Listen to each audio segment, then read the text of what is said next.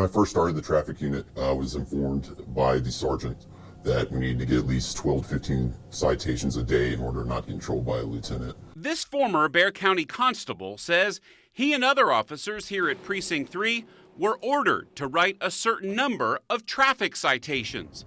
He says no one would complain about it for fear of being fired. Some of the times they would have officers go and stake out certain roads in the county that have a low speed limit in order to get our numbers, and we'd hide around curves and pull people over 6 cars at a time. The goal of the constable's office was for each officer to read at least 160 tickets each month. This former employee of Precinct 3, who worked directly for Vovidich, confirms the quotas and says these emails she was told to send prove it.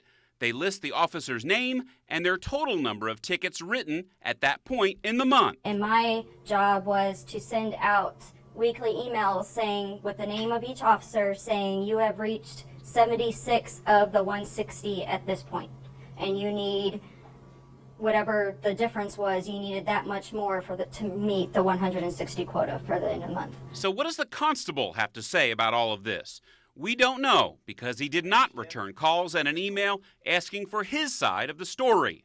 But the former employee says Vovidich is well aware of the ticket quota, even telling her to be quiet about it one day at lunch when she says she asked how many tickets one of the officers at the table had written that month. And I asked him, what was his numbers at the table, and I got told to be quiet and not talk about it by the constable in public because of people might be listening. So why have a ticket quota?